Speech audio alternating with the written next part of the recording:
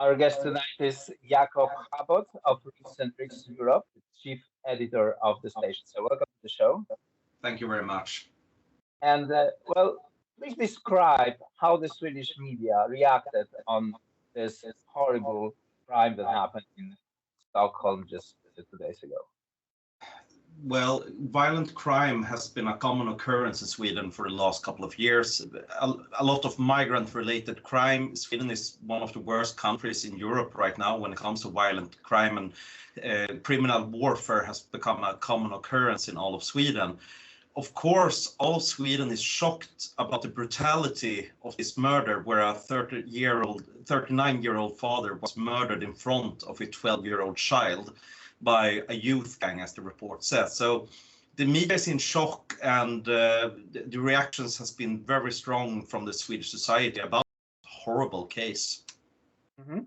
If you can break down the elements, why the Swedish society is shocked, if, as you said before, such a crimes are common occurrence. It's the brutality in this crime that a ordinary citizen, a 39-year-old man, is murdered in cold blood in front of his son. His 12-year-old son had to call the police himself while his father was shot by this gang of thugs.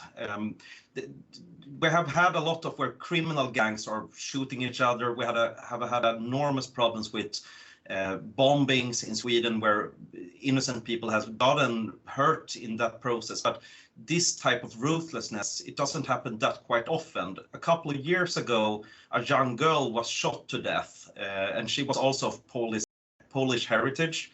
And that was also quite a big shock. But people are getting annoyed now that politicians say, oh, never again, this will never again happen.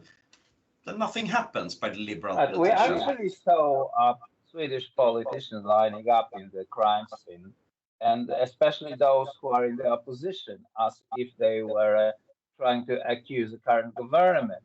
Or is what happened. Wasn't it them who invited the migrants to Sweden on a large scale? Of course, and that's something that a lot of people are frustrated with, that the social democratic and social liberal parties that open up the borders to Sweden are now paying their respects to the families, where it's their policies that has caused this horrible situation. A lot of people are frustrated about that, and there was one video where the sister of the victim yelled at the Social Democratic Party leader, "What are you doing here? You're only here for the cameras." This has caused quite a shock with the left-leaning establishment in Sweden, and they're trying to handle this crisis.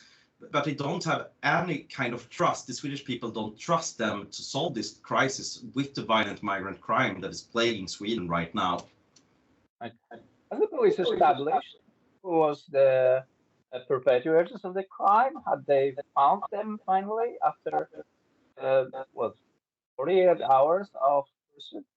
No, there isn't any suspect yet, as far as we have been told. The police are hoping that they will find them, and they are in good spirit that they will be able to prosecute these horrible people that has done this cold-blooded murder. Scale from 1 to 10, how probably is that these people will be caught? I would hope for the family and the little child and everything that these perpetrators are caught and thrown into jail for the rest of their life. I cannot hope for anything else that these evil people will be caught. Right. So you don't think that the police may enter into political consideration and try not to hold these people accountable? I think there is an enormous pressure from the ordinary Swedish people that these animals that did this horrible crime needs to be trial and sentenced, and therefore I guess it's going to be quite a heavy political pressure on the police to actually solve this case. Migrant crime isn't a new occurrence in Sweden, but this type of cold-blooded murder we witnessed here with the murder of 39-year-old Mikael, it's something, it has caused a public outcry in Sweden. That was actually also significant because the Swedish press referred to the victim as to Mikael, while his name was Michał.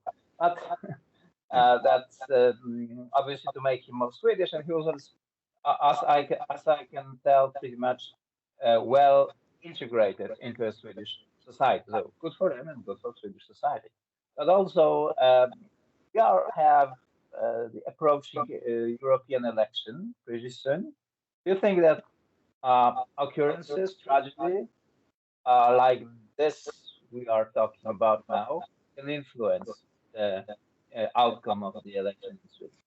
Yes, of course. Liberal policies has ruined a lot of Sweden. We had, for the last 2 decades, we have had left-leaning and liberal-leaning governments that has opened the borders to Sweden, that has given us unparalleled levels of migrant crime. A lot of Swedes are now annoyed by this, and with the current government that's supported by the Swedish Democratic Party, they are taking some steps to solve this crisis, but it still takes quite some time for them to get everything in order. The politician has really ruined Sweden in great many ways with this multicultural experiment. And I definitely believe that this outcry will give some results for the more migration critical parties where we need to have this to stop. We don't want this bloodbath in the Swedish streets anymore. Sweden was one of the most secure countries in all of Europe just a couple of decades ago. Now we become the murder capital of Europe. It's a travesty what's happening to Sweden, and the people are really furious about this. Obviously.